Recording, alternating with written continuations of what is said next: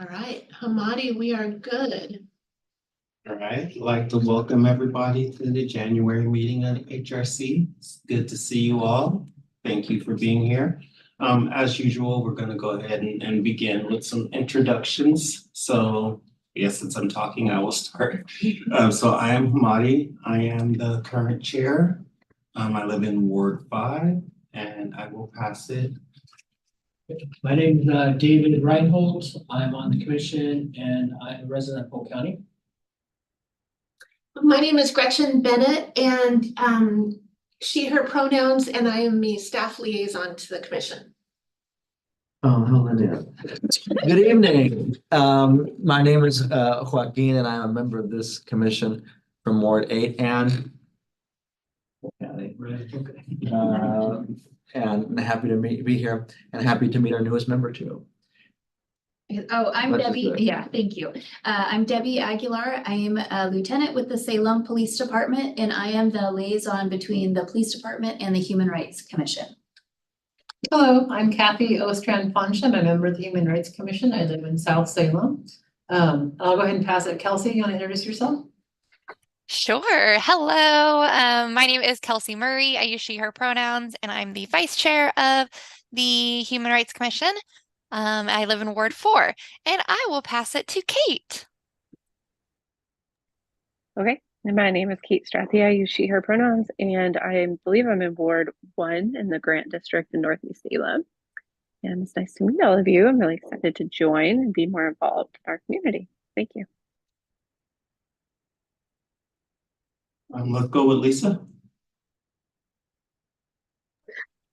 Evening, everyone. I'm Lisa Novak. I live in Ward 3. I use she, her pronouns, and I serve on the Human Rights Commission. I will pass to Hope. Hi, I'm Hope Strayer. I'm a member of the commission. I live in Ward 4, and I think that wraps us up. Yes? It does. Great. It does. Thank you all and welcome to our newest member. We're glad to have you. It looks like we do have a few public comments tonight, so I'm going to go ahead and move us forward to that section.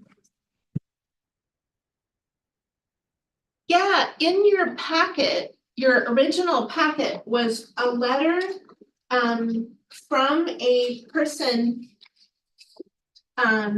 who, would you mind saying the name? Tanya Geary. Did you all hear that? Very, very good. And who is speaking regarding the town hall on gun violence and sharing that information.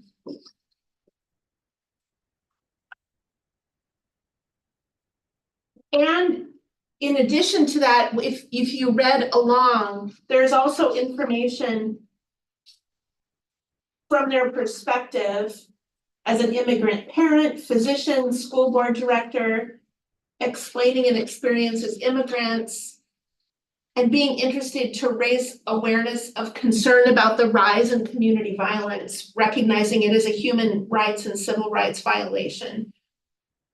Talking about together working on raising awareness, identifying and remedying systemic issues and policies that are potential barriers in the prevention of gangs, human trafficking, and other challenges, and ensuring that there's resources needed to protect children and families. So I'm just highlighting a little bit of some of the pieces that you may have seen. You've got his complete information in your packet. I'll pause there and say there's also a community town hall that the Salem Reporter is hosting that this person said. And then there's also some engagement anticipated during the coming year in 2024 to have some community dialogue about this very topic. So I want to point to that as well. And there's an opportunity for some alignment there, I think. Pause there and see if there's other comments or questions on that one.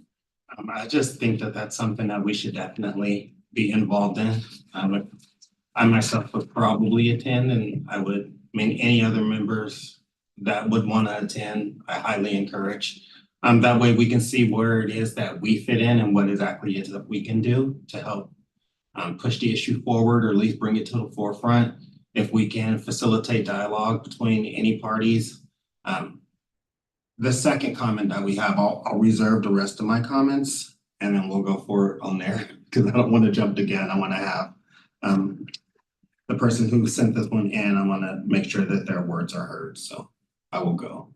I will speak further at that point. Great. But did anybody else have any questions, comments, concerns, ideas, thoughts? I would just say that the meetings that we plan on holding in the future, hopefully, to talk about this subject, I think would be great opportunities for Human Rights Commission or community members to attend so that everyone can share their information and their viewpoint. So we don't have the dates quite yet, but I hope very soon we'll have something on the books. So I guess stand by for that, but not only just the town hall that's being held, but there will be other meetings too to talk about the community violence data and what do we do moving forward. Awesome, yeah, I'll be looking forward to seeing that.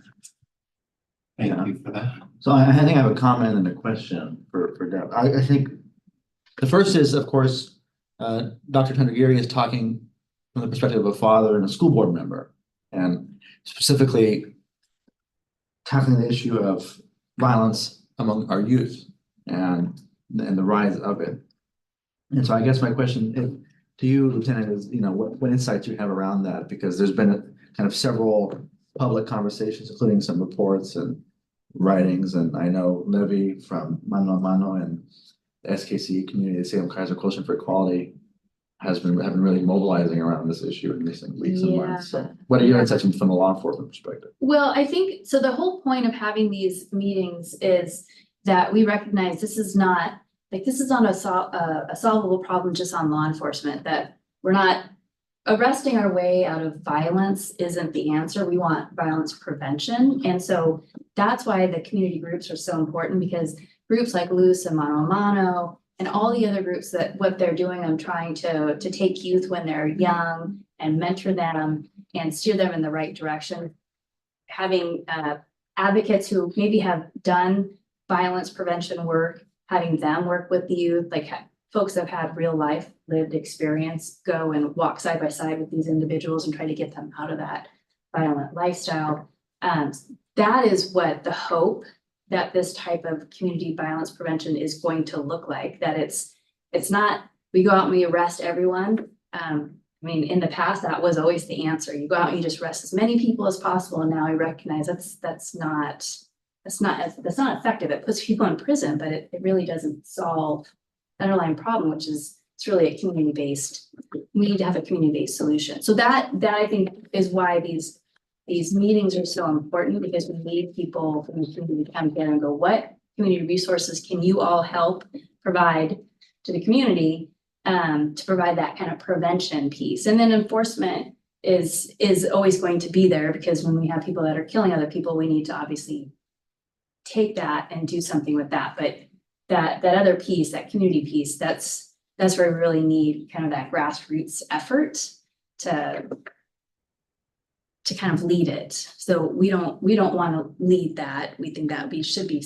from the community. And so we're hoping that from these meetings that the community will come up with some kind of plan, we hope. But it will have to be led by someone. Yeah. So that's kind of my perspective. No, thank you. Yeah. I also have a question for Lieutenant Aguilar. Since we don't have school resource officers, does that kind of put a hindrance on the amount of intelligence you have of what's going on with why these things are happening? Well, I mean, I don't know. I mean, the SROs really weren't, I wouldn't say that they were like intelligence gatherers, where we really missed was that the SROs really kind of built connections with a lot of these kids. I know when I was an SRO, I would have some kids that they still say hi to me when I see them as they're all grown up.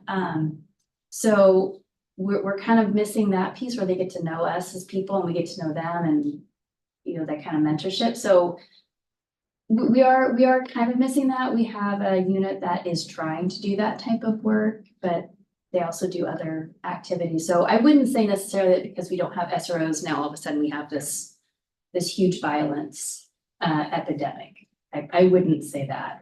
There certainly is value to having SROs in the school. That's just my opinion, because I was an SRO, I saw the value of it. I know there are other opinions for sure. But yeah, I wouldn't say that because they're not there that we're somehow not able to do what we need to do. Thank you both for that.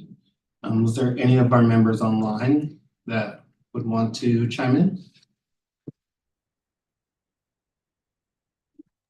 Okay, so I guess. Well, we'll- if I may, the only comment I have is I plan to attend next week's event, the Salem Reporter event, but just my only comment is that prevention is better than enforcement. So just as the Lieutenant Aguilar was saying, that community outreach, knowing the community and community led, I think that's so important. So I hope somebody steps up in the community to lead this effort. So that's all. I will say kind of, I think there are people stepping up, right? And I think there's a lot of energy there. I think the question is one, of course, resources and capital and interest outside of the communities who are most obviously affected and marginalized by this issue. And I think that you can have as many Black and brown voices talking as you can, not that it's only a Black and brown issue, but these are often the people who we see leading the charge. But Salem is, we need other communities. Getting everybody Other on board. voices. Everyone, yeah, Every- everyone, yeah. Yeah. Anyways. Hopefully this is one of the things that, when I say we can facilitate conversations, hopefully this is one of the things that we can do. Yeah. Because this is, it is a human right, in my opinion, to be safe and secure in your community and not feel that you are, like you said, law enforcement leading it tends to make people feel like it's militarized, it's Right. overbearing. It doesn't, sometimes it can create more issues than it actually solves. So I'm hoping that maybe going forward, this is something with us being involved and really trying to have a presence in these meetings and discussions and town halls, that hopefully is something that we can facilitate. Maybe if it's nothing more than being a neutral ground where we can come together and have that conversation. So something we should probably press forward on as much as we can. And it would be nice if in the future, Hamadi can go to these kind of events and he's featured or something, or some representative of the commission at these, like the one on Wednesday, or the 17th, right? I won't be able to go on the 17th, because I'm on my own panel. You'll come to my panel, no, please go to that now. But in there, having that also be, part of being a conversation, but also having us be a naturally thought of partner in the conversation is something we have to report on as well. Not to belabor that point. Well, yes, so as we go forward and as these things come up, we will make sure that we try to have a voice there. So one of us, I will do my best to be there as much as possible. I do have a few other irons that sometimes prevents me, but I will do my best to be there. And every time I get a chance to talk, I'm going to. So this is kind of how it works. So, all right, with that being said, I'm going to go ahead and go to the next public comment who was sent to us from Dr. Irvin M. Brown. So do you want to give us an overview of that one? Sure. So the other one that just came in this evening is Dr. Brown asking, with the African-American Black community being one of the smallest, yet ranking the highest in being victims of bias crimes, how can we bring them to the table to hear from them? How will we know they feel safe, seen, and valued? How do we address this concern they said here through the city's strategic plan? And so then there was some discussion, David was at the meeting last night, about connecting in with the work we do here at the Human Rights Commission. How could we engage and hear directly from those voices? So I know your survey, how well does that reach these voices? Could there be an effort there, for example? Are there other methods that you want to consider? Yeah, and a little background into this. I was presenting on bias crimes last night at the Community Police Review Board. And I had some preliminary hate bias crime stats, which I'll share with you all as soon as they're finalized. I'm hoping by next month or March. But what I talked about was historically, when we look at what protected class is the most victimized, it is generally race, and it is generally the Black community that is the most victimized when we see hate crimes. And we actually see that statewide. So the Oregon Department of Justice hate crime data shows that Black community members generally are the most victimized. So that was what led to this conversation. So what do we do about it? Thank you for that. David, do you want to throw anything in? No, it was a good question, but I thought it was more appropriate to be at this commission versus the police review board. Fair. So this is one that hits close to home for me.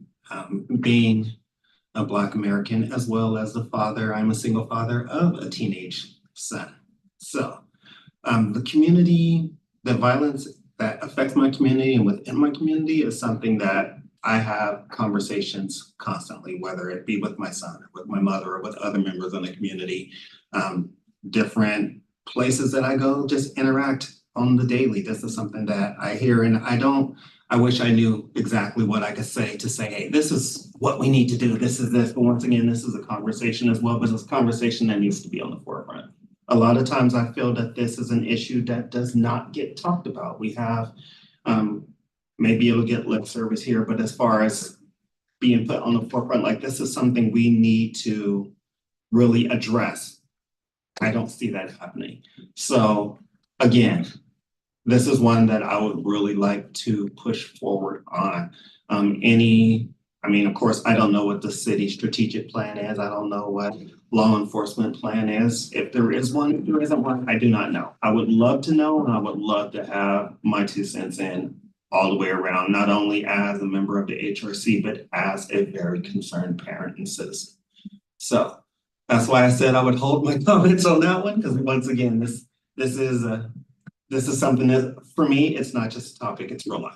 It has very real life consequences, from being chased by skinheads as a teenager myself to hearing racial slurs constantly, whether it's blatant or microaggressions, like I go to the store and someone says, I really wish they sold watermelon pop, stuff like this. This is the things that happens constantly.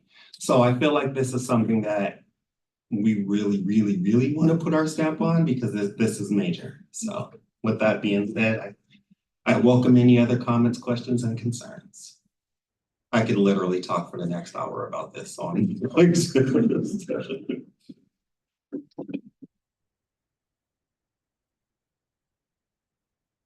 Okay, so this is at the core of what we are here for, so what can we do?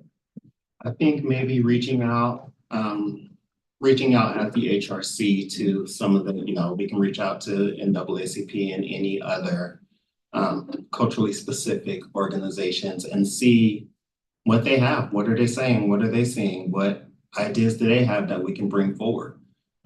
This is something I feel we should table and continue on in the process. We're not going to fix it overnight.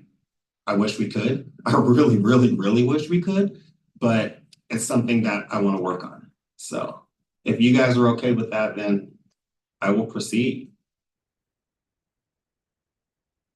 Question? Okay. Well, we've had, Dr. Brown has come and visited us recently, Mhm. last year. Right? I think so. Yeah. Yeah, he came And, and and I spoke about. would love to have him back, or to host an event. We can start doing that really easily and right away. Mhm. As important as that is, I feel like we need to identify other ways to be more action oriented. We can have as many conversations as we want, but we can't talk this issue away. It just isn't. It's the same thing with violence. That it's just not something that we can talk our way through. And I think a lot of the frustration in government generally, and we have to recognize that we are a volunteer commission, is that we do a lot of talking. And, we need to find ways to be more action oriented generally. And so wherever this conversation goes, I hope it involves a lot of action. and not a lot, not as much time. Not only. Not only time, yeah.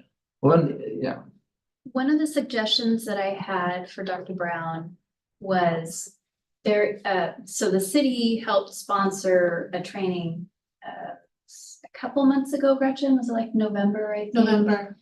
That a group called the Power, is it Power Initiative? I just blanked on their name. I don't remember. Ben McBride is the trainer, but so the Church at the Park brought this speaker in, and his topic was about the circle of belonging and widening the circle of belonging and creating a community where everyone feels included and part of the community and feels like they have a voice, and that voice is actually heard. So we had this training, it was like a week-long training, and then there are going to be some subsequent things that they do, because that was exactly the question that people had was, okay, we have this training. Now what do we do? Like, do we just talk about it and then nothing else happens? And so DJ Vincent said, well, no, what our plan is to have some other kind of subsequent actionable activity. So that might be a starting point, is maybe we reach out to DJ and say, what else is going to happen? How can we be a part of that? And the NAACP, I think that might be a natural fit as well. So anyway, that was just a suggestion that I gave Dr. Brown. So it might be something that's more actionable than just talking. That would definitely help. What my hope is that with the conversation that we do have is something that we can put down and put forward. Remember, we do report to the council. So after we have some type of something, this is what we found out, this is what should happen. What are you gonna do? That's what my hope is. My hope is not just to talk about it, because talking has not worked, and I don't know how long. I mean, I was born 10 years after King died, and I haven't seen talking get us anywhere really. So I'd really like to see something go forward. So yeah, this is definitely a topic that we will revisit and we'll be acting on. Okay, anybody else have any comments that they want to include at this point, or any ideas even? That would be great. Is it possible to invite some different Black organizations? Like there's like Imagine Black, there's different organizations, especially, and not just in Salem, but also in Portland, that do pretty amazing work, just to come speak here and like have kind of like a session where we brainstorm together, right? And they share back what they've learned. I'm not sure if you've done that already, but could we bring more people together, not just Dr. I don't recall his name, Dr. Brown, what was his name? Brown. Yeah. But could we bring other leaders of the community together into the council and have a special session to talk about it and what they're doing with their organizations? And then like, it's like education and influence and then action, right? So if people aren't seeking out the education, we have to bring the education to them, and you have to find people who are influential, which could be legislators, it could be spiritual leaders like Church at the Park, it could be other spiritual leaders, it could be other people in the community, but there's a lot of nonprofits already doing the work, and maybe it's just this organization can help pull that effort together in Salem, but it might be starting the conversation and having that initial kickoff discussion. So maybe the talking is the initial stage and we can kick that off, but maybe we have to start that discussion with the other people and open it up as like an open invitation for nonprofits to come and talk to us. So I don't know if that would help. It's a really good idea. I don't know if we could have a special session for that. I know we can invite people to come. If we want to reach out to anybody, we have some ideas, if that's something we can do, correct? Well, let me see if I'm tracking your understanding. Maybe there's two different types of special session. You can always, as the Human Rights Commission, convene something, a table. Over the years, you know, there's been forums or tables or, you know, the remembrance event. We can convene, gather people to have conversations for sure.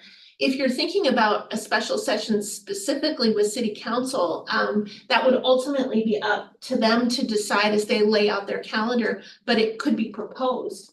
You know, you could share information about your thoughts about why and then propose they call them a work session, which is an off calendar meeting where they go deep into a particular topic. And like, for example, there'll be one in February on homelessness.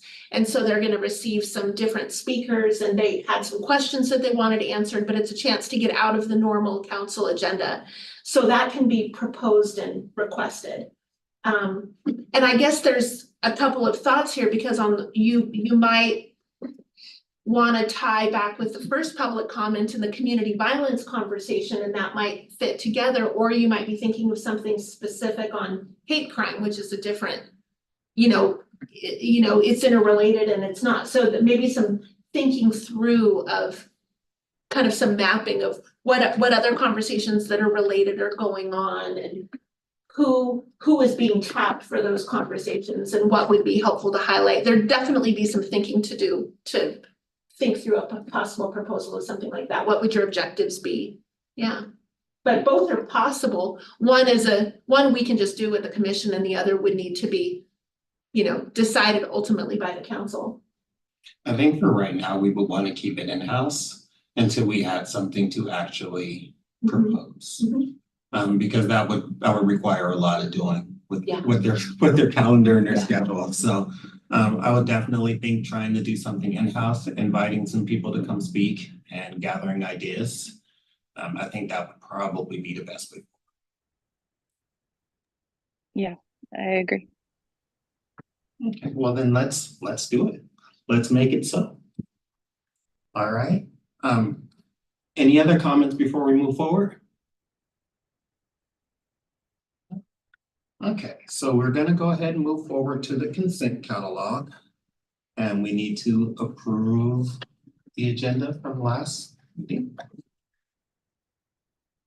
Do we have a motion to approve? So moved. Seconded. All in favor? Hi, All right, thank you. It has been approved. I guess we could have did approval of minutes together as well, but approval of minutes. First. So moved. Kelsey? Seconded. There we go. There we go. So the agenda and the minutes are approved. Thank you much. I have a question for Gretchen. Yeah. So the December minutes say that we approved the September and October meeting minutes. And we just now approved the December meeting minutes. We're missing What happened to Oh, where'd November go? Yeah, that's what. Great I take it back, question. unapproved. Let me fix that. I I was think saying my that's, approved. yeah, how about approved with correction? I wasn't sure if it was a correction or if we just missed it somewhere. Yeah. All right, I guess, do we want to approve November as well? If you want to, you may also have done so, and I got a typo, because I was remembering we did 2 sets. Okay. And I might have been thinking wrong about, I'm trying to gather October and November. I can go back and double check myself to make sure. Okay, I guess we'll put a pause on that because I think we did approve. I think so too. I think I typoed and I meant to say October I and meant to say November is October, what you're November, approving. Yeah, good catch. Caught it. Well, then we'll put a pin in that one. If we need to approve that one, we'll do that. Okay, copy. And I'll make a note as corrected. All right, so now we're gonna move on to our action and discussion items. So that would be our bias crime update. So Lieutenant Hecker. Wonderful. Well, I brought the information, so I didn't forget it like last time. And I did want to cover the incident that happened last month that I passed on to Gretchen. I think everyone got an email, but I wanted to share it here so anyone who watches will have the information. It occurred on November 7th in Northwest Salem.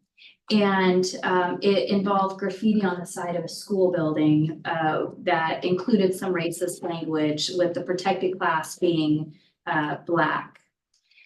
So then the next one for this month occurred on December 15th, and it was a bias crime. And it was A victim was at a business in central Salem when a female approached him, menaced him with a knife. He was able to back away, and the female eventually left. We were called, we located the female and ultimately arrested her for menacing and bias crime. While she was threatening him, she was using some racial slurs, racial language, and that protected class was Hispanic. So like I said, we did end up arresting her on that crime. The next one was an incident, and that occurred on December 22nd in Southeast Salem. And it involved biased language towards the victim. The victim stated that she went outside her residence and found a sticky note on her car that had anti-LGBTQIA+ language. And so we responded and documented that in a police report. And the last one was actually one that occurred on October 18th. And I was telling the CPRB last night, I actually only found out about this one because I read it in the newspaper that this bias crime had happened. And so with this one, when that happens, just so everyone knows, when we get something like this where I don't get notified, it just involves some retraining on the officers. So what happened was it was a recruit officer. The recruit officer took the report. The field training officer clearly didn't read the report in the sense that they didn't identify that it was a bias crime. And then the supervisor that approved the report missed that it was a bias crime. And so what I did was I contacted the lieutenant and just said, hey, we need to have some re-education. Unfortunately, the recruit officer, not because of this, but just didn't make it, but retraining the sergeant and the FTO. And hey, remember when you're reading these reports, we need to make sure that if they're not catching it's a bias crime, we're catching it's a bias crime. Luckily, in this particular case, the district attorney's office caught that it was a bias crime and went ahead and charged. And that it can happen a lot. Like sometimes we're not lawyers, we're not attorneys, so sometimes we may miss things. And what the DA's office can do is they'll pick up on it and then they'll just file the charges. So it doesn't necessarily have to come from us. And so that's what happened in this case. So it occurred on October 18th, and it was at a building in central Salem where an adult male confronted some juveniles and was using racist language towards the juveniles. The male ended up pulling a knife out and threatening juveniles with the knife. Luckily, nobody was hurt in the incident. We were called and arrested the male for menacing, but not for the bias part of the racist language. So like I said, the DA's office went ahead and charged that. So that is all I have for this one. And I should have my statistics or my end of the year report. I have a rough draft finished. I'm just making sure, I have to go back and double check the numbers to make sure I didn't miss any reports. And so I'm hoping maybe February, but more likely maybe March, I'll have that report that I can pass out to you. And then I am happy to share a presentation of those numbers too. Thank you for that. Now, I do have a question just for clarification. I had told somebody this, and excuse me, I wasn't sure if it was accurate. Okay. So when there is a bias incident and there's a bias crime, like a hate crime, right? So there is the initial charge, and then does that get upgraded or added to an additional charge? So it's good that you mentioned, because we actually had this conversation last night at CPRB. So it's not a sentence enhancement, it's actually an additional charge. So what we can do is there's always an underlying crime. So in this particular case, it was a menacing because somebody threatened them with a knife. So you have the menace. It's a bias crime that we would pass that statistic on to the state. So you've got the state charge of menace, and we call it a bias crime. The FBI and the state then track that is a bias crime. But because bias was attached to it, we in Oregon, because we have a separate statute, we can charge them with an additional crime. So instead of just getting charged with menace, they're also being charged with an additional crime of bias crime in the first degree. So it is somewhat like an enhancement because under the sentencing guidelines, it can add additional time because of the double charge, because of that particular charge. So it's not necessarily a traditional sentence enhancement in that there's no extra charge. because there is that, but it does give the potential, depending on their prior criminal history, it could give the potential for additional time. Thank you, thank you. So, cause I was like, yeah, it's another charge, like, Yeah, stack them up. yeah, yes, and that, yeah, so instead of one charge, they get 2 charges. Well, thank you for that. And Gretchen, do we have anything reported to you? I had the beginning of 2. I had a person want to talk about a pending request for accommodations. And we had kind of an initial conversation, and they were gonna approach how they were making the request, and then I haven't heard back, so I need to see if there's other assistance that they need. It was related into their housing situation. And then I also got another call yesterday that was a person who was calling on behalf of another person and who was going to encourage them to give us a direct call, but it relates to arriving at a place that provides healthcare and receiving questions and then not receiving treatment with the underlying issue of housing status, concerned that the person was presenting as unsheltered and that was mattering in how they were receiving or not receiving service at the place of healthcare. But they were gonna encourage the person to directly reach out with me. So I've got kind of 2 partials to report today. I think when we had, when Dr. Brown came and spoke, that was what he was speaking on, is the treatment at Salem Hospital. Oh, So I think that's what it was. So that is something that is definitely, I've heard a lot within the unsheltered community, so. and to clarify, I mean to just speak about a healthcare entity in general and not to name a particular organization. Yeah, is what I was meaning to say there. Yeah. So we'll strike that and we'll just say medical people. Yeah. So yeah, so that's definitely something that we should keep our ears out on, because Yeah. we've heard that a few times now. So. Well, thank you both for that. I have 4 questions. Or 3 questions. Okay. 4 questions. I have 4 questions. Okay. The first is the one I always have to ask about the DOJ report. Still waiting on it. Okay. I have to ask. No, I totally get it. In fact, I try not to pester and bother, but I will have to reach back out to her. I don't have the same inhibitions. I'll pest you every. Okay, every no, month. I'm fine with that. Okay. There's one that just came up with what you were saying that I want to clarify. That you cannot, if I heard you correctly, you cannot be charged with a violence crime without underlying crime. Separate from. So you can, Okay. because it is a statute. So I could charge someone with bias crime in the 1st degree, like on that particular case. It meets all the statute requirements, so I can just charge with bias crime in the 1st degree. But what we encourage officers to do is if it meets other statutory guidelines, let's charge with both. Because then oftentimes the DA's office maybe might plea on one, or it helps with potential sentencing. Yeah. So you could, but But it's not a requirement. it's not a requirement, but we often don't just charge on bias crime, but we have. Okay, I was gonna say, I would imagine it's probably most, because I'd be hard pressed to think of something where you wouldn't Yeah, also have something. right, yeah. All right, thank you. And the other 2 were questions that came up from our conversation at the Community Engagement Task Force, which contrary to item 4C will not be sunset. Which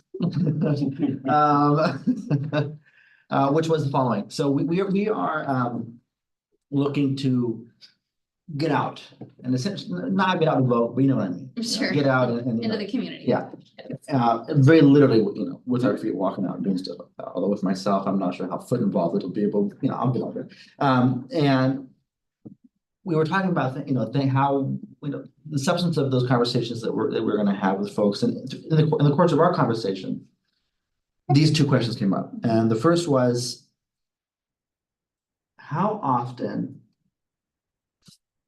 out in the, in the community, when a police officer, maybe it's not a crime, maybe there's not, whatever.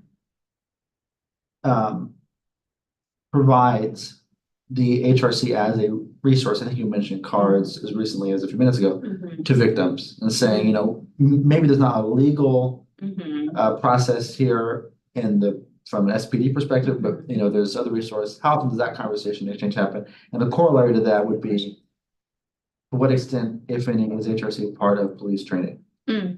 So it's whenever I do updates, which I try to do at least yearly updates on bias crimes, HRC is always included. Because before we had the state hotline, you guys were the referral. So I wanted to make sure the officers knew that if it wasn't a crime, but they still needed to have some kind of support, that HRC was it. So as far as so always, HRC always is part of the conversation when there's training. And like I said, it's usually yearly. I mean, if I can really be aggressive, maybe twice a year. Sure. As far as how often, I don't know. I would have to ask.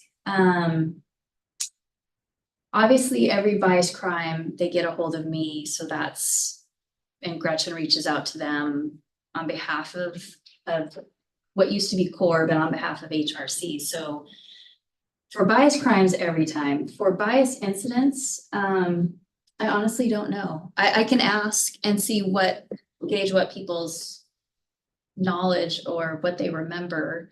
I would hope that is something they're throwing out. I do know that because of the DOJ hotline, that is what they're doing. That is their go-to. So it may be that they're not doing it as much because they've got the DOJ hotline. I mean, that's something that we can talk about, because if that is something you want to like start doing, we could do a QR code for the HRC, and that's like they give it the DOJ, and then we even do like a QR code for DOJ and QR code for HRC or something like that. If I may, that could use some additional unpacking, because I think what I was learning last night in the conversation we were having at the Community Police Review Board is that it's helpful for the hotline to have a comprehensive picture of data. So yes. And if the person who is the victim, like we need to tie up the reporting if people are calling us and not the hotline, and explore whether that's okay or not. Because normally, I mean, of course, we're a resource. And if they want to call both places, that's awesome, because if someone's a victim of a bias incident, we want everyone to love on them and explain, denounce that hate. That's not bad.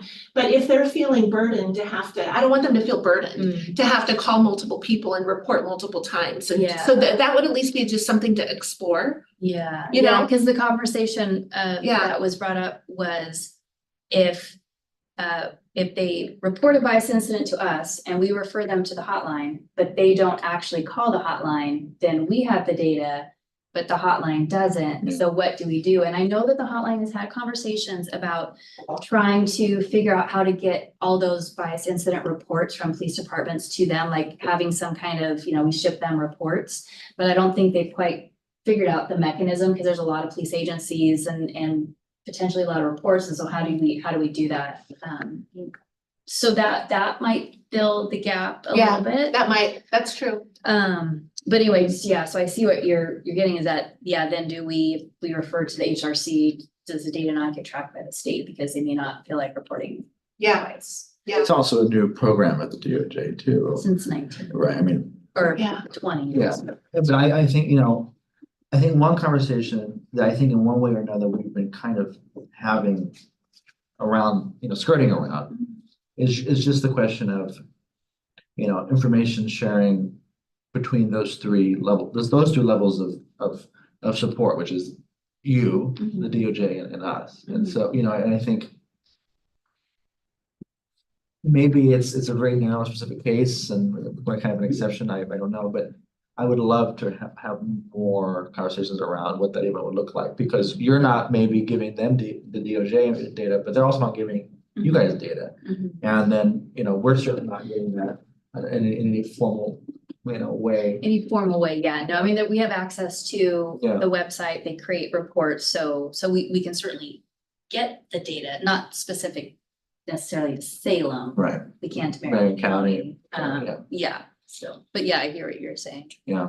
Because I mean, on the one hand, and I don't wanna, I don't have to going long, but essentially on the one hand, there's the burdensome component, which I think is real.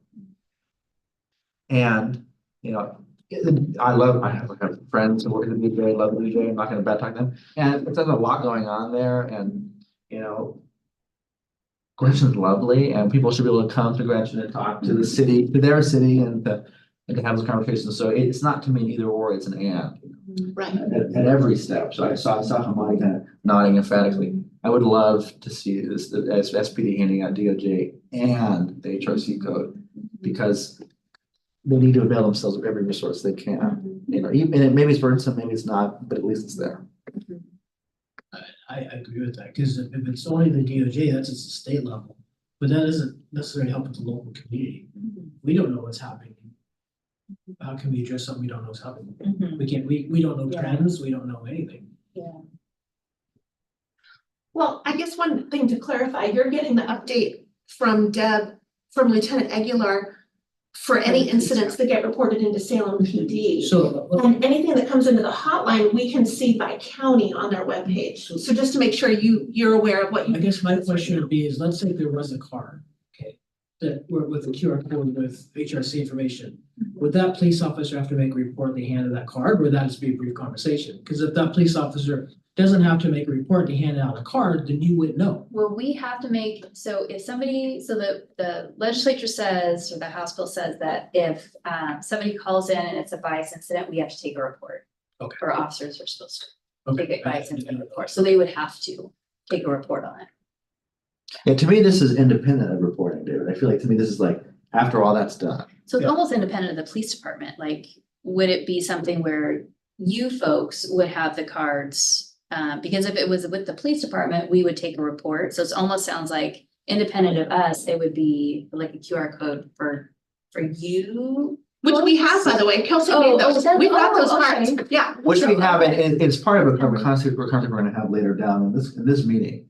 But what I'm envisioning, if you'll dream with me for a second, is, you know, that, you know, when something happens and police officers take a report. Mhm. And just, I would imagine that in a lot of cases, they are the folks that people engage with on these issues, and I think that's good. That at the end of that encounter, Mhm. that intake, that whatever, even if no report's taken, I don't know how it works, but let's for a moment explain the detail. Mhm. That the officer is then empowered to and has the resources to give them Mhm. codes that direct them to the DOJ Mhm. and Advantage, the HRC. I yeah. think that's, David, is that what you're talking to? Yeah. Yeah, Yeah, and then the question is like, when we direct it to the HRC, what does that do? Do they call Gretchen? It does, Do yeah. they, okay, It comes into me, okay. it starts the normal, It's a matter of capacity. Yeah. But I mean, that's Yeah. getting in the weeds a little bit, but. yeah, But yeah. I but it hear would what start you're the saying. normal cycle of reporting. to Yeah, the HRC. Yeah. I mean, that's not, it's not a difficult ask for us as far as, you know, handing out a Coke or a card or having it, even having a QR code, because a lot of people don't like the card, they'll Sure. just snap a photo. Sure, So that would not be a difficult ask. it's an ask. On my part, I can't speak for the commission, but it's an ask. I think that would be amazing. I mean, that's just another way of getting ourselves out there. Mhm. Maybe if someone doesn't feel comfortable reporting it one way, but they might feel comfortable giving it to us. Mhm. So, I mean, that's something that, if that's something you guys can do, that would be amazing. So. But that being said, we will discuss getting ourselves out to more later on, Mhm. but that's definitely like, that would be really great. Okay. Any other questions, comments, complaints, consent before we go forward? I do have a question. Just for, I say this. So in this situation, did that just become an action step? Did we just actually ask the same police department to do that? Or officially? That's what I'm trying to, we had a So- conversation about it and And I the guess chair that, asked, so I wasn't really sure. and I guess that's my question, is that the ask of that you want us to do that work? Or is that the commission is doing it and you give it to us to pass out? That's, Oh, Maybe I can help with that. I already have a stack of QR codes, so like the Oh, actual okay. logistics of printing, if you're able to pass them out to the Oh, officers, gotcha. I can send you home with Okay. a pack tonight. Yes. And I know you were kind to think about my capacity. It's completely okay with me. Okay, I welcome you handing those out if Oh, that's something okay. that you guys are Yes. comfortable doing. okay. Great. Yeah. So, yeah, but thank you for calling the question. Yes. We can have conversations and then not be clear on how they conclude sometimes. So that's Yeah. really smart. Mhm. Yeah, Okay. yeah. Did that? Yeah, Kelsey, Good. We do need to get those cards translated to Spanish. We do. Correct? Okay. we do. Done. Did you do it? No, I will. Okay, it's in your inbox, I Is it? think. I think so. Oh, good. Oh, Yeah. Done. I'll do Good. it right now. I can send you Send the it, send it to me right editable. now. Okay. No, what'd you say? I didn't catch that last part. What'd you say? I'll send you the edit. Oh, good, I didn't send him an editable one. Kelsey, you froze, but I think I know what you're talking about. I think I sent him the PDF-y Oh. thing. So that's a good Just point. to If me? you Okay. have- Did I miss something? I think so, but Oh, maybe, good. maybe You've been I'm emailing not a lot remembering recently. you. I don't I know know. it can be a lot. I'm sorry. Anyway, thank you. It sounds like Joaquin will make that happen. Okay. I can I'll also resend it so it's at the top of your inbox. Thank you. so yeah, that was a specific ask then, so, and if you're cool with that, then we'll Yeah. make it happen. And that talking to action, I love it. Government at work. There you go. Indeed, indeed. So we will move on to 4C, which I heard that there was some, There was some reaction over there. a little bit. I don't know what you're talking about. So that is the sunsetting of our community engagement task force. I would not like to see it sunset, but that's me. But that is, Well, Gretchen, would you remind us so kindly as to how we arrived? Sure, if my memory serves, there were a couple of observations near the end of the last meeting about the The last full commission meeting. the last full commission meeting about a risk of talking about a topic here and also at the community engagement task force, because there are plenty of times where a topic is raised here and then developed or unpacked at the community engagement task force. So you'll certainly see some similarity. And so there was a comment about, well, maybe we don't need to have the task force and we can just do that work at the full commission meeting instead. And so it was like, let's put that on the agenda and clarify. But I think the Look at me. But I didn't hear. do you want me to pause there and then you all can talk about that idea or? we can do it that way. Great. We can do it that way. So with that being the overview, I say that the community engagement task force is important. The work that they do is important because we don't always have the capacity to impact things here. So things get developed there and then brought back to us and we can take action. So I like that idea. I think it's super helpful. I mean, but that's just me. I'm also not the chair of that meeting, so I don't want to say, you know, this should not happen or this should happen, so. I'll leave myself in the good graces of the task force members and the members of this larger commission. Are we useful or not? I think so. My instinct is that we are, to build on Hamadi's comments, you know, we take ideas and we try to make them more detailed, more robust, dare I say more actionable. When the community belonging survey comes around, as it now has done several times, we are often the convening conversation, of which there are several conversations to execute that to the best of our capabilities. And so, yeah, I don't know. I think if we didn't exist, we would be inventing random committees or, you know, hours to talk about things. And so, you know,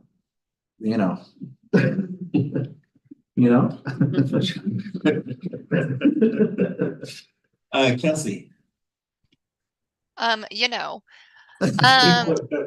I think because we talked about as a commission, as a larger body, is engaging and interacting with the public more often and more in depth.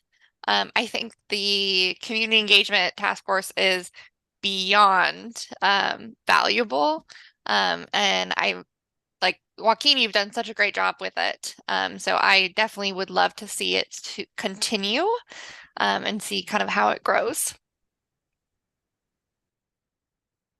I agree with all the comments so far. Right. Kate, Hope, Lisa?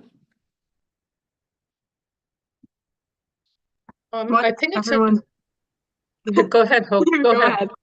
Okay, what everyone said sounds, yeah, Yeah, good for I me. agree. Yeah, I agree. If it's, I think if it's the time, if the value is there. I will say in the interest of balance, which is sometimes not a boundable objective, but in the interest of balance, the person who raised that is not here. And so I think his comments were just around redundancy. I think we dispelled those, but just air that out. He's not here to articulate his grievances or his, not grievances, you know. So, Joaquin, what are some of the oh, actionable items that have come out of the community engagement task force? thank you, Kate. And may I say, we hope to see you at the task force. I would in the love not to even be there. near immediate future. We would love to have. Immediately. I would love to be there. Okay. I will say, we just met last week, and we won't meet again until February. No, January 24th, 2 weeks. So there you go. What did I do? Oh. Now, to your question, Kate, we spend, so in every May, we have, and I'll try to keep my soapbox quick. In May, we have the Community Belonging Survey, which was formerly known as the Discrimination Survey, which is we develop it, we send it out into the community, and it is our primary way, other than the lieutenant's monthly reports and other modes of engagement, folks calling into Gretchen and getting help through her resources, not resources of this office. Our primary way of engaging with the community historically over the last few years, and it really informs the projects and things that we align ourselves around every year. And that is a big part of what we do every year. I think we spend anywhere between 4 or 5 months developing that to 3 months developing that, depends. And as of late, we've even been doing work now in preparation of that May survey. In addition to that, when Hamadi, when Chair Jackson goes and speaks to council and presents either the reports of that survey and or anything else of substance, it's often the place that we convene to talk about the details of that presentation and work through what that looks like. It's as of recently, it's been the opportunity to develop this kind of campaign to go into the community and meet people, whether it's businesses, hospitals, schools, random people, and kind of engage more directly with them. Something we'll talk about later today. But anyways, these sorts of activities are developed and worked through, ironed out during our monthly meetings, which are from 7 to 8:15. Okay. So if that answers It's your like question. research basically, and then research that you take action upon. Yeah, it's sure, you can think of it that way. I think it's more like, the HRC is, when, however many of us, a dozen of us come together and we're just trying to shoot ideas and think through things together. And it's the opportunity to develop them and render them actionable and to oftentimes act on them. And so, if that makes sense. Research. Okay, it sounds different than this council then. Yeah. But thank you for your question. So do we want to vote? I say we keep it. Bottom line, I say we keep it. I say it's important. I say that it helps us function better. So I guess all in favor of keeping and not sunsetting. All right, there it is. All right, so that being forward, I will move, that being said, I'll move us forward. So conference with the HRCs. I don't have anything for you guys yet. Hope to have something when we come back on our next meeting. And then I will give you a nice little package of what it's gonna look like. But I don't have anything at this point, so. No. I'm sorry, Mike, not to. I thought we got something from the Eugene Human Rights Commission We did, but Recently. I'm thinking of putting together everything at Okay, once and got it, letting okay. you know exactly where we're at and where we're. So I know I saw something come across my inbox. You did? Because I That's do. the next agenda. You don't read it. I'm joking. I know. So, yes, go ahead and move forward to that one. We're gonna There you go. separate it. Got it. I'm gonna sit Well, across the we're room. sitting here getting in trouble about the next agenda item. If you don't mind, I'll offer a little bit of context. I think Chair Laura, or Commissioner Laura, Joaquin is over here saying, we just saw something from Eugene. And I think what you might be referring to is that, I reached Eugene as part of our sanctuary city conversation. Oh, that's what it was. Yeah, because we were trying to, you might remember, we kind of had 3 sections in mind for working on this topic, if I may. And one was to learn about how it works currently in Salem. And Lieutenant Aguilar provided a presentation in December about that. We were also interested in what is Eugene's rules and process related to sanctuary? And I had reached out to their Human Rights Commission, and they sent me some information that I emailed to a couple of you as a background piece, and I think that might be what you're remembering. If I remember correctly, the chair said something to the effect of, it was before my time. Yeah, And it was, I think, I don't remember who they were, but they, I don't know the name or anything, but they share the ordinance and kind of some of the history of the challenges that surrounded that Yeah. change, which I'd already alluded to in earlier conversations, in this body. And I think the challenge of that, and Kate, I'm gonna give you some context here in about 30 seconds. But the challenge of that is the person who had spearheaded that effort is no longer there at the commission. And I reached out to him and I haven't heard back. Okay. And I reached out to his personal email. I guess I could reach him at work. Anyways, but I don't know. He and I haven't talked in a couple of years, so I don't know. Anyway, but that's what I think we really should talk to.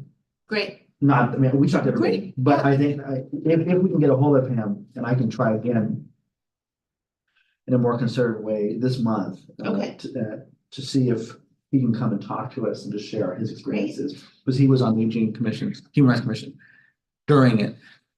Great. So, a minute or less. Kate, is that we, an example of the fruits of the labor that goes into the survey is that the one community which reported the least comfort with communicating bias crimes when they occur, engaging and interfacing with government entities, be it police, whatever, was our indigenous migrant community, of which, in Oregon, there are 60,000 indigenous migrants.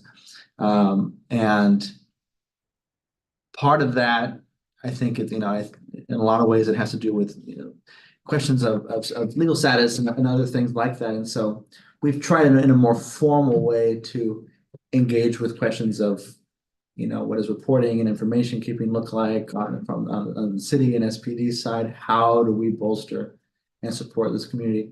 And so we've kind of identified 3 ways in which we can do that moving forward. The first has already been realized, and Lieutenant Aguilar gave us an informative presentation around the rules and best practices on the SPD carries out when it comes to engaging with folks who they come into contact with who are undocumented.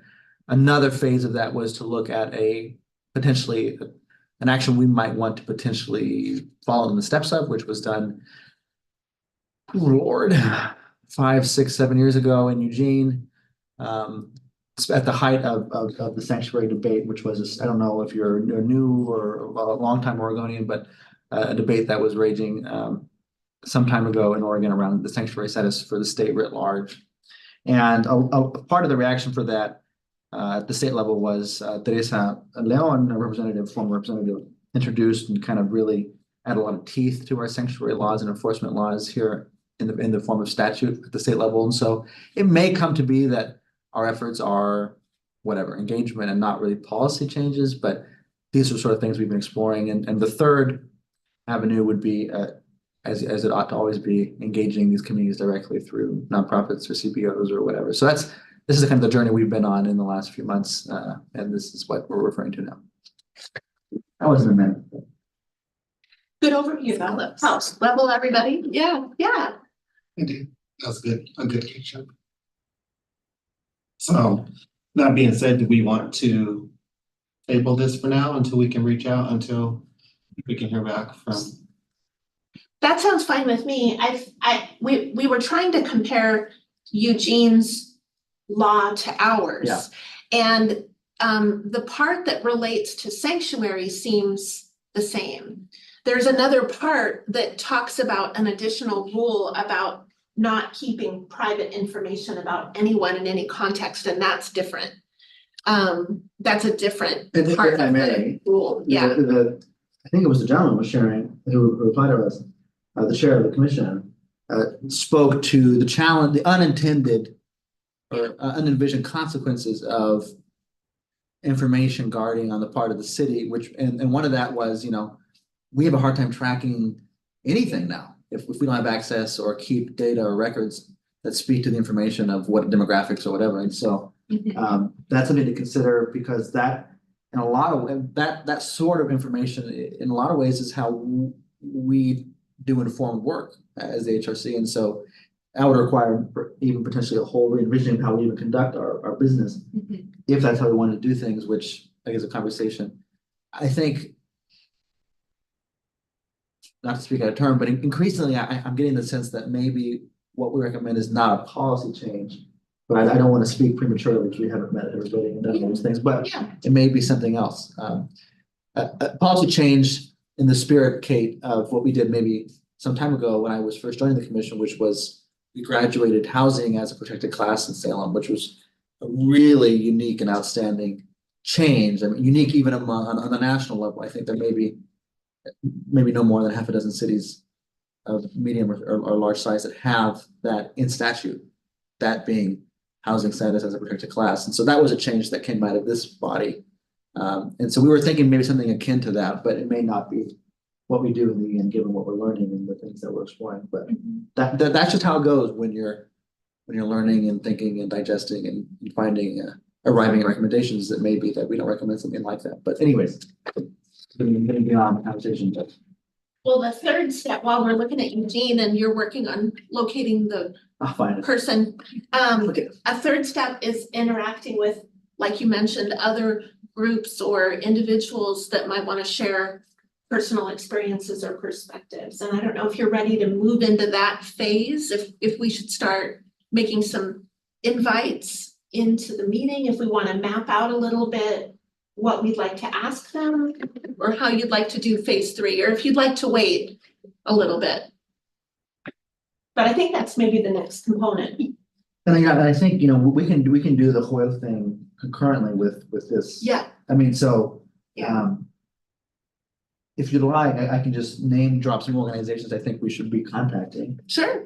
The Oregon Law Center, the OLC, has an Indigenous migrant arm of the work that it does. It's not specifically for undocumented people. It represents all marginalized or, you know, low resource communities that wouldn't otherwise have access to legal representation. But the Indigenous migrant program is a particularly robust one, and I think it'd be something, they are subject matter and legal experts. And so that might be someone, I don't know who runs it anymore, to be honest with you, but it would be, you know, someone to talk to. People in the movement, Capaces, Pecun, and all these organizations, they also no longer exists. But if they did, they'd be someone too. My former employer no longer exists. And then, so that's kind of Woodburn, Portland area, but maybe even locally here in Salem, we could reach out to, I don't even know who we reach out to anymore. It's Kelsey's. Used to be in Salem. Honestly, we can invite Teresa Leon, former representative, to come and speak. She's an educational consulting right now. She's no longer in public service, but she's all about helping have these community conversations. So she's just someone who she herself is the first Indigenous Mexican to be elected to the state house, and so she's weird opportunity. So. Well, that gives us a direction on what they go. Would you like me to invite to a future meeting with the request to share what you understand about the experience of our Indigenous communities and any reluctance they may have in reporting concerns of discrimination. Would that essentially be the question that I would ask them to cover? And And then we'll see where it all goes. Go ahead. And, you know, come prepared to speak to solutions or ways of engaging. that Sure. way. But yes. Okay. Copy that. Okay, very good. There was a bill in the legislature this past session about increasing Indigenous languages for translation services for like state, I want to say it was like court services. I think you might know what I'm talking about, but I don't know if it passed or not. It was a weird session, obviously. But whoever was organizing that, and it might have been the Oregon Law Center, they are probably an organization we would want to join, because that's like obviously an equity conversation of having those Indigenous languages be represented. Yeah, thank you, Kate. And I think apropos of that, I mean, SKPS, San Luis Public Schools, and Woodburn School District, this is a very relevant issue to them because SKPS is the most diverse school district in Oregon. It serves just shy, or it used to be just over, now it's just shy of 40,000 students, and a lot of them are linguistically and culturally diverse.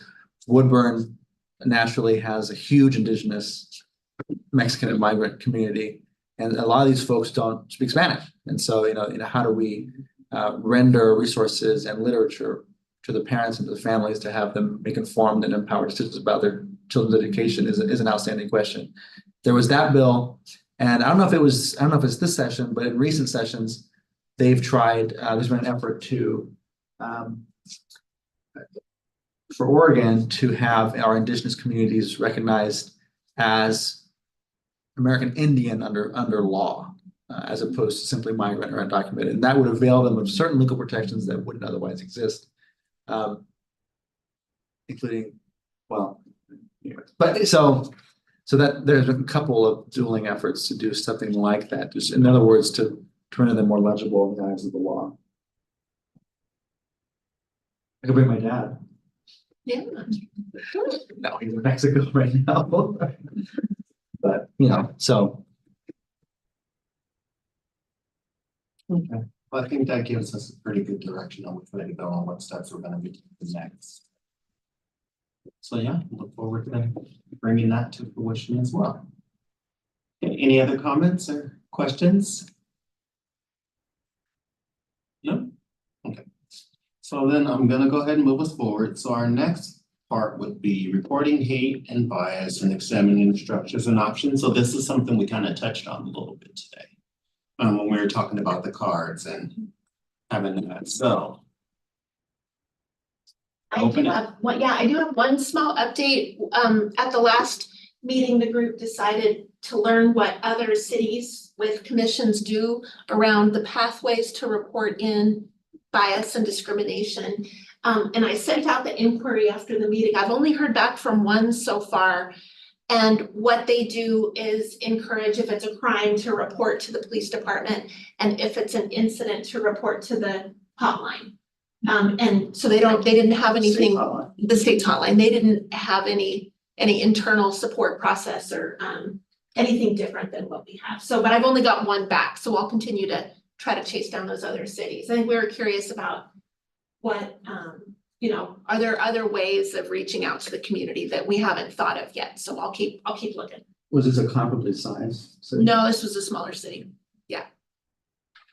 So I do have that one update. Yeah. Okay. I noticed both F and G relate a little bit to the work the Community Engagement Task Force unpacked. So I don't know. I know you wanted to spend a little bit of time there too. So just a thought that all intersects. Let me see, so F, G, and then 5A. We can actually take all of those together because those are, That's what I'm wondering. it's something that you guys already worked on, so there's no reason to suffer. So let's just. Well, and Kelsey's task force, at the end, we talked a lot about, That's true too. right? So we might as well take that as one big block and let's just go for it. Sure. So I will ask, what was it that you guys came up with? Well, actually, if I may, I think we should go last. Because I think we should have another the other, like, bring in Kelsey and everyone else too, because ours is more about like, what do we do about these certain things? Yeah. How do we, but so maybe we should have that preliminary conversation first. Kelsey, would you avail us maybe of what was discussed? Yeah, kind of just a summary of what was discussed at the last LGBTQIA plus task force meeting. We are looking at the belonging survey and specifically around responses for discrimination against either gender identity or sexual orientation and the responses in that, and the barriers that they experience in reporting biases, bias crimes or bias incidents. And so we are basically, like, right now we're just reviewing the survey again, kind of pulling some data. Gretchen, I actually, like, right before this email, I sent you kind of a summary. And then from there, we're kind of figuring out how we want to move forward with it. Are we wanting to do like a listening session or like a sub group? We have a couple of different ideas, but right now we're in the planning stage of what do we want to know / ask kind of our the like constituents, if you will. Joaquin, does that sound about like what we talked about? Yeah, that's great. Okay, yay. Thank you. Thank you, Kelsey. So that brings the floor to you, Joaquin.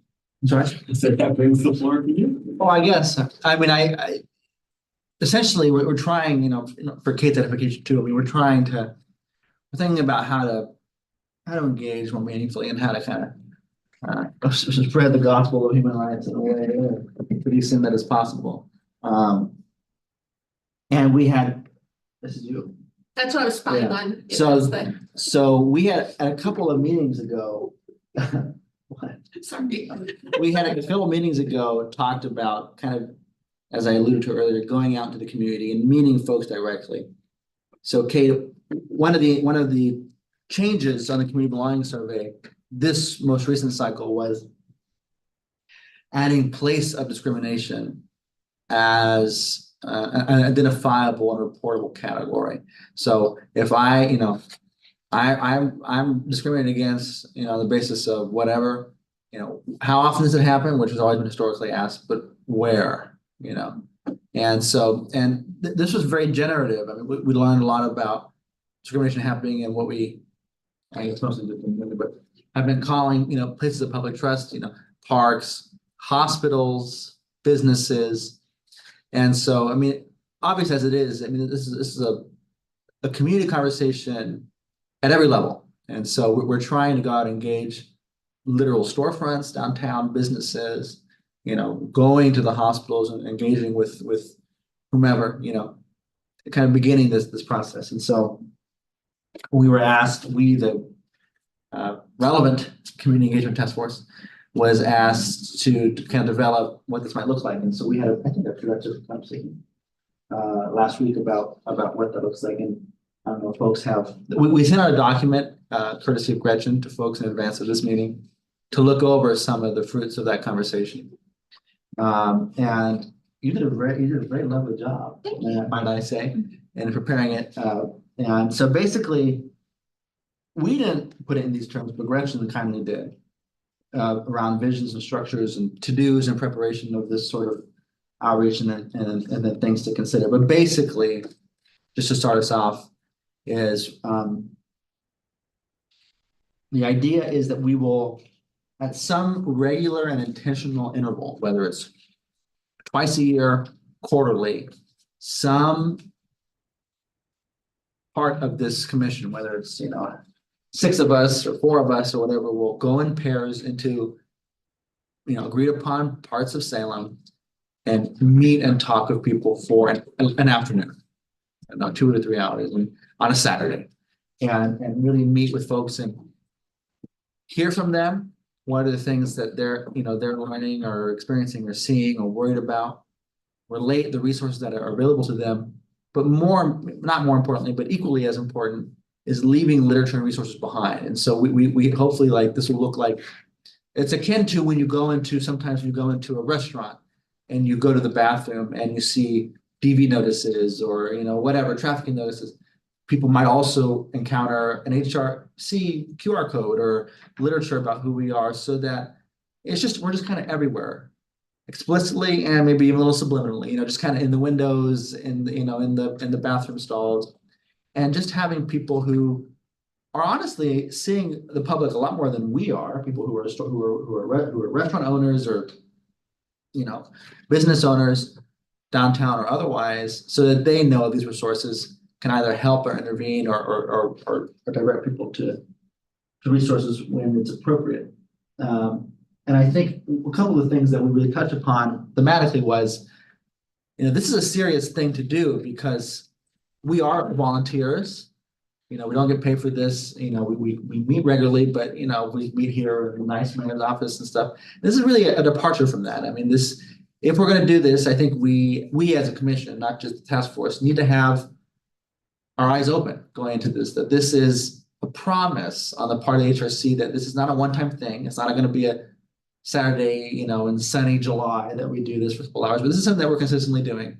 And we can agree on what that means, whether it's quarterly or, like I said, twice a year, but that we will come back and revisit communities. And the idea is this will take time and lessons will be learned, and the details will emerge, but we're going to start downtown. We think this probably best to do that, start downtown, then maybe North Salem, then West Salem, then other pockets of Salem. And essentially it kind of builds into this regular and intentional way of liaising with communities.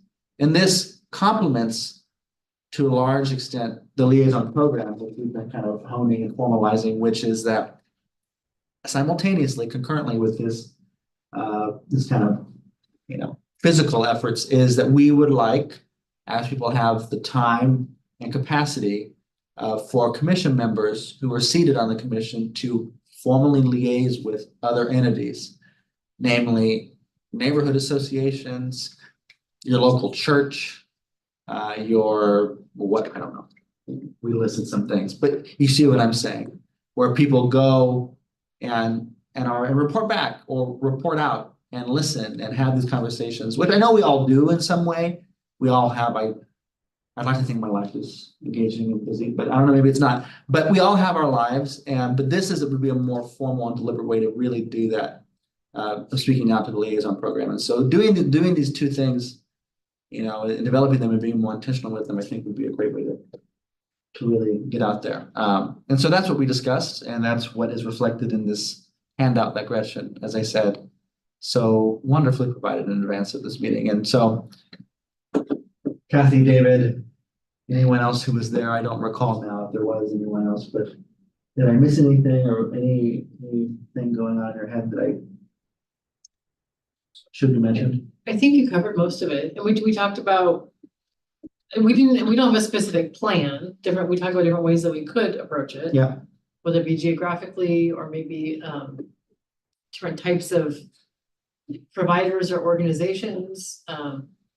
And then having some mechanism to bring the information we learn back. So if we're actually engaging in a conversation with someone in the community, that information is brought back to this group. So it's not just they tell me and I'm like, oh, okay, I'm sorry, and then move on, that we have some way to bring that back.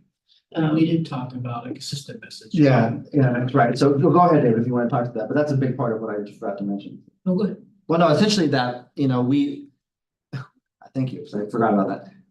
The immediate next steps for this, we're not going to go out tomorrow and do this because it's going to be freezing cold this week anyways, but that we need to have some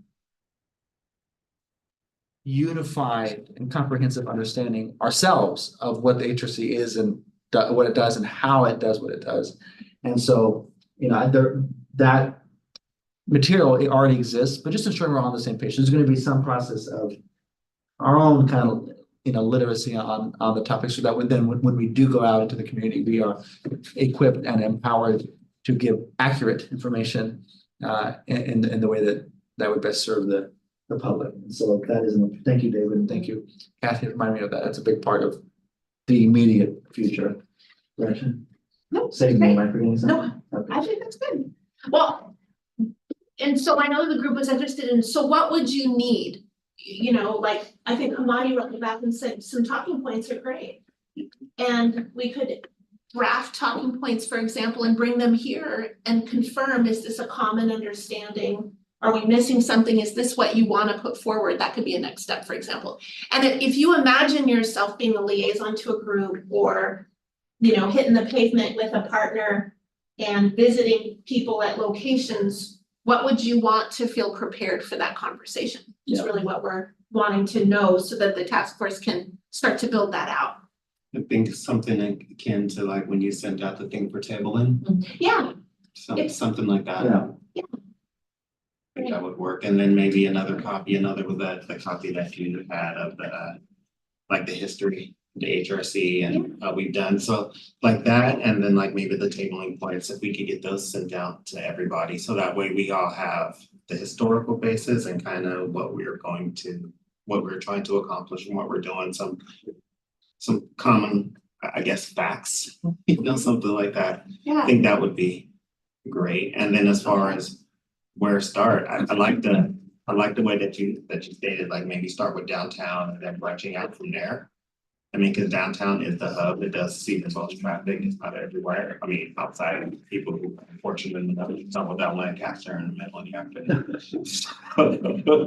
But I think starting downtown would be the best spot, and then branching out from there, and then going in pairs, that was what I had envisioned, so. Yeah, I think downtown is a natural starting point. And to Kathy's earlier reminder, we haven't, absent conversation here with a larger group, we don't know how exactly we're gonna do it, whether it's geographically or location, meaning like type of entity or not, but downtown is a fertile learning ground for us to be able to really understand what this looks like in practice, right? But it may be that we want to have an afternoon dedicated to healthcare settings, or churches, or other faith-based communities, or North Salem, West. So there are various ways that we can do this, but I think downtown is a good starting point. Another thing that I would be remiss to forget to mention is the idea of the dashboard. So we've been talking a lot at this task force and at the commission broadly about telegraphing our value, communicating the impact that we're having and the landscape of human rights to the city. As with any other board or commission, there is a certain tension around, well, the work that we do, but how known are we? How do we help communicate that we are in fact relevant and doing work and having an impact to the extent that's possible? And one idea that was really lovely that came up at the conversation last week was the idea of a live, to the extent that it's possible, dashboard on the city site.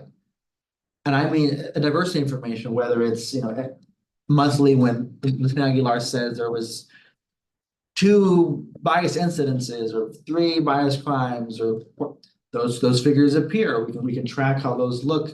I don't know if the SPD has something equivalent to that or not, but to have the resources that are available for folks who go through the HRC process being more prominent and visible and public on the website, having and as it relates to this kind of public awareness, public engagement campaigns, we have a liaison with this neighborhood association. You live in North Salem, go to local neighborhood association and talk with Kathy. I know Kathy's from South Salem, but you know what I mean. And talk with Kathy and talk, if you don't want to come here, you don't want to talk to Gretchen, the people that are local and relevant and trustworthy to you. Or look at us, we've gone downtown and we've talked to 20 storefronts and we met with these people, and here are the things that we're hearing, and here's things that we're going to do. I mean, really getting granular with it and specific with it and keeping it current as capacity allows. I love adding to Gretchen's workload, as Kate will learn very quickly. These having something like this live and organic and relevant, I think something that we talked about, that I think an idea that I love and had quite frankly never really considered. So That was also discussed for folks to consider. I like that portion of having facts because if you're going to businesses and you will encounter people who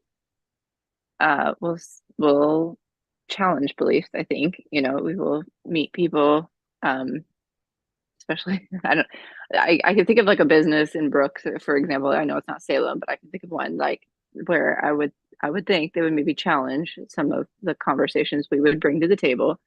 You know, presenting facts, it's a good starting point, right? And you're saying, okay, here factually is where we're starting in Salem. We have data, and especially if it's coming from Salem PD or, you know, DOJ or whatever, like that is a really good starting point for that conversation. And so I completely agree with that dashboard idea. I think that's brilliant.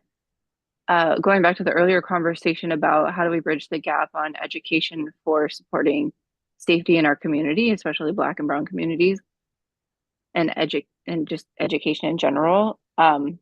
Potentially, if there's a dashboard and there's already a website, like maybe if we're going to churches and we're going to bigger institutional settings, and like we talked about, Church at the Park has like a program, or like, you know, we might find other programs along the way where like people already have educational material or curriculum material that can support anti-racism, right? Like maybe that's something that we can also post to help. Like, how do you approach anti-racism at your church? I will say, like, I don't go often, but if I do go, it's a Salem Alliance, and they are very, very good about being very clear that they do not tolerate anything at like Salem Alliance with LGBT, like any prejudice against LGBTQ communities or anything. Like they just specifically said that.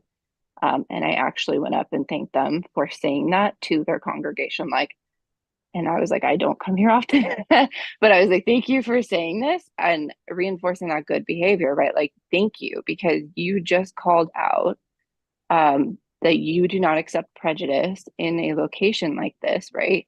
And you have people of influence saying that to thousands of people in our community, that you're not going to accept prejudice against Black and Brown communities, against immigrants, against LGBTQ plus people. And they said those words like in a sermon. And I was just like, what happened?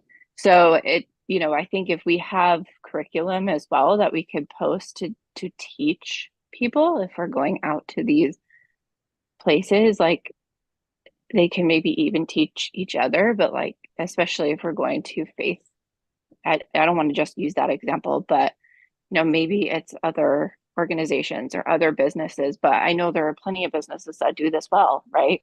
So maybe they have things that they've learned from, and we can start to grow that list as we do this. But I think like education is a huge component of this, but facts are really, really helpful. And I completely agree that a dashboard would be fantastic and would support us as we go through this process.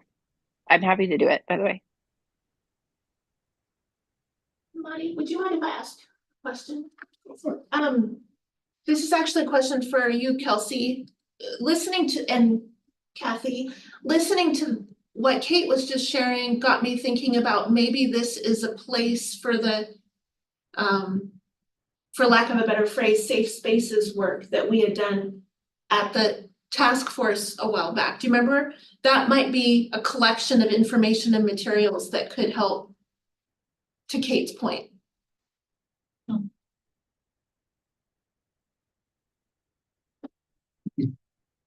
I can't hear you, Kelsey, if you're talking.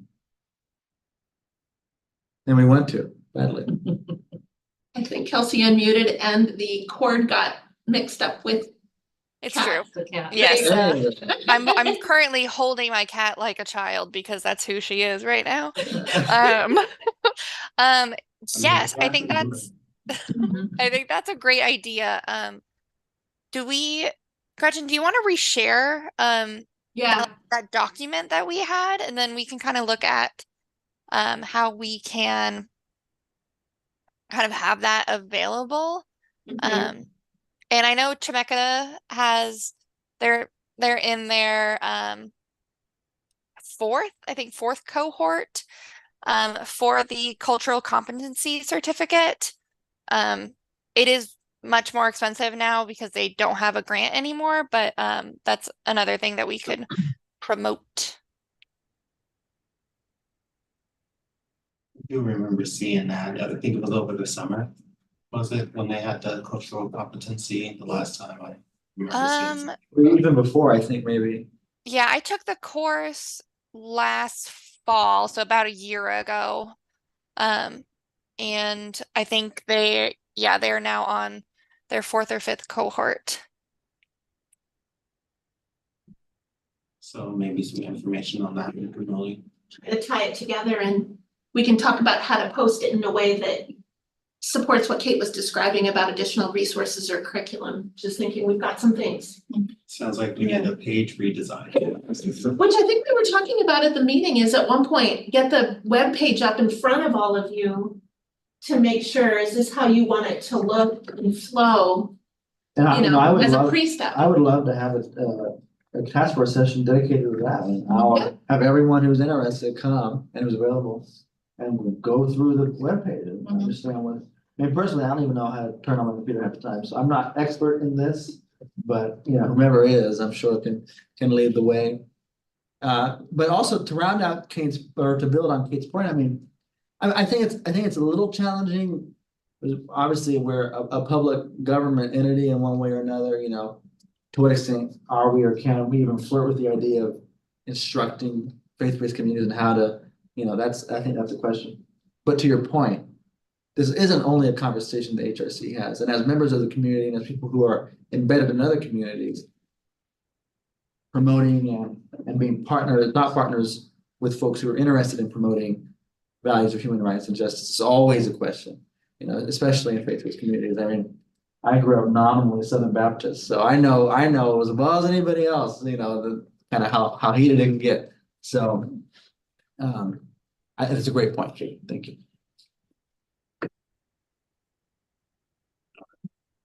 So it sounds once again like we have some direction. So I guess it would be hammering down on how we want to go forward. Are we going out in pairs? What does that look like? Where are we starting? Who was even interested in doing so? I'm all in. So whenever we determine that we are ready to put boots on the ground, I am all for it. So I guess going forward, maybe I don't know what you have planned for your next meeting. Well, I mean, I don't know either, other than I think the most immediate step would be to collate the kind of topic, you know, Sure. these conversation guiders and just general information and literacy about the HRC and our actual process, you know, maybe even and including, you know, step by step. You scan this QR code when you encounter a bathroom stall and what happens next, and kind of walking through that, so that we're all edified on that. Before we even talk about when and how and who and where. No, what else was this thing?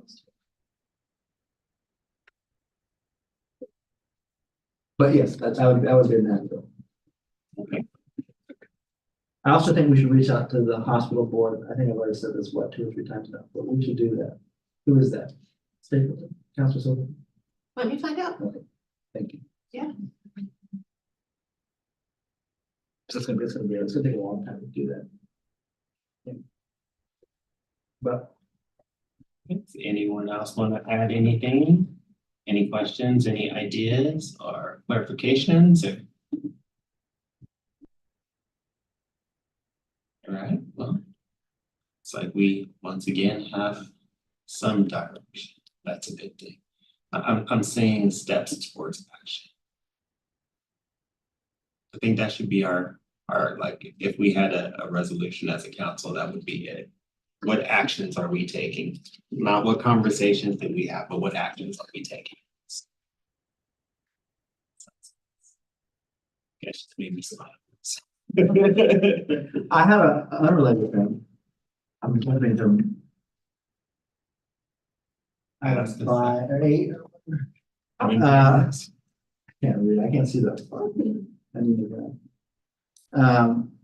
But we have been flirting with the idea of having a potluck presencial, in person, and I would love to make it so, as Picard said, in the next generation. So I leave it up to you, like, you know, how, I think Kelsey or somebody have floated the idea of having it at a general meeting and staying behind a half an hour or whatever, you know. You're bumping into either too early or too late for people's schedules, but I'd love to talk about that a little bit, because I love food and I love y'all. I thought about having it on a separate day. Okay. So that way we wouldn't have to, well, that's just my thoughts on it. That way we wouldn't have to rush or run the risk of being late, running late Yeah. or, condensing our meeting. Yeah. And that way we can actually have time to really enjoy each other, get to know each other, talk to each other, that sort of thing. If we're all together, I don't know if we can do it informally, if it has to be a stated meeting, that's fine. People want to hang out on YouTube and watch us yik yak. I'm all for that too. So, but I think it would be better. And I think we had a request for a certain dish from Lieutenant Aguilar. I was trying to remember, I can't even remember what I promised. I Something remember. bacon. It was something with bacon. I Bacon remember. or chicken, Yeah. okay, that was it, cause there was another strawberry dish that I make too. I mean, it's just strawberries and like a dip, but, yeah, I could totally make that. Yeah. There you go. Also, my understanding of public meeting law in Oregon is that we have to have an invitation open. We don't have to have the broadcast. For example, well, I hope that's true Oh, because 'cause it- at Chariots, we do not. Person. Like, if we're in person, we do not do broadcasts. We just have to invite people. And if they show up, they show up. If they don't, they don't. But we just go. Yeah. No, I Is that think, right? I think you're right. I'm not a lawyer, but I think you're right. But when you open an electronic option for your membership, then my understanding is that electronic option needs to also be open to the public. Which is what leads us into YouTube in our hybrid setting, because the city clarified its policy moving forward is around hybrid, and so then we want to give. So we're required to be hybrid. Well, that's our city policy. There is a pathway to an in-person only meeting, and then you speak the truth, as long as we notice that. So that the community is aware of the opportunity to come in person. Yeah. Then that's okay. But we're centered in our city policy in addition to. So the I'm state asking law. that because if enough of us gather, we have to. Isn't it only if we talk HRC business though? If we Like, we went out to big we drinks. just and we had to promise to invite- only talk about our personal lives and not HRC business, I think we're fine, but then that's the. That's correct too. You That's have the to balance. promise not to get into deliberations. And somebody would stay be there to social. like, maybe, manage that. Yeah, Yeah. but that's also the case. Yeah. So then I guess it is, this will be an in-person only meeting. Leave HRC business in the HRC room and then come and enjoy and then go from there. So that way we don't have to broadcast it. We can Yeah. just enjoy each other's company. And it would be here, or where would it be? Well, That is the other question. that would be a conversation you could have. I have you all over, but my house is extremely small and my dog is like really rude. He goes and burps and farts. Not that he's mean, he just burps and farts. And that's, food and my dog are mutually exclusive. So, whatever space we could have in it would be amazing. I don't know, would the city be able to accommodate a space for us? Well, and you can, we've done it here before. I don't know if you remember, we yeah. set up the tables out here. And so there was space, you might remember. Yeah, there's tables, food out here, and then we came in here to eat, and that worked. I've also got rooms at the library or, other locations, if Center 50 is, that we can accommodate. Yeah. We can do that if you'd like. So are we thinking, do we want to have this sooner or later?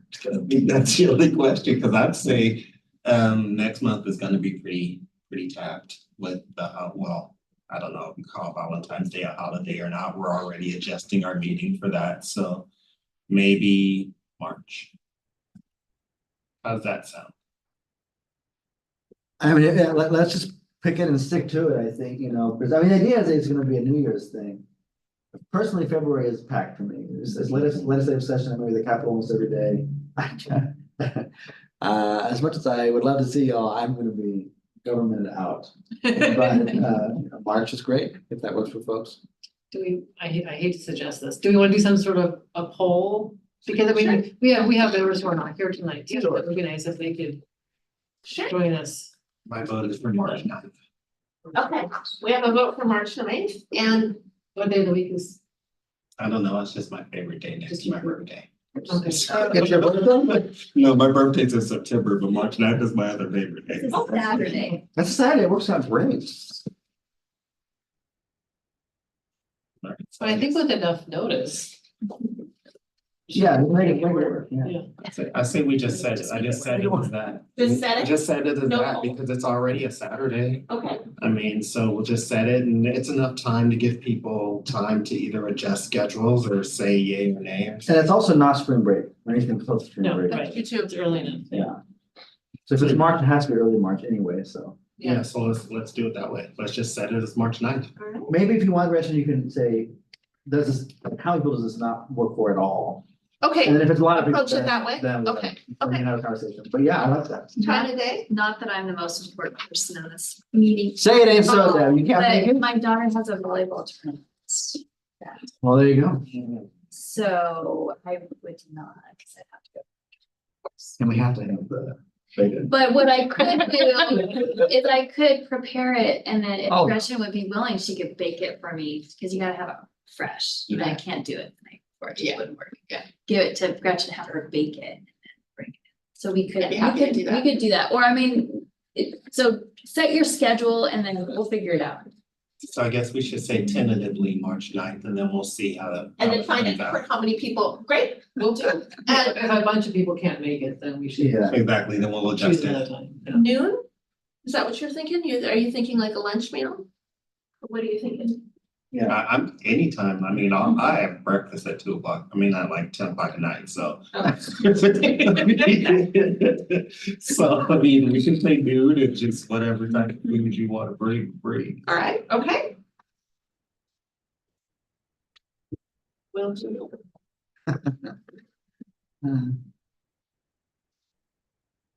I don't have the agenda in front of me. Did we skip over some things or was that the next That item? equity ask, The only thing we skipped over was that and Marshall, yeah, which, Robert Marshall. yeah, he is not Oh. here, so. He's not here. And I don't have an update Okay. from Yeah. Commissioner Marshall, so I don't have anything. to Do we report have there. anything on the equity ask or staff updates? Yeah, thank you.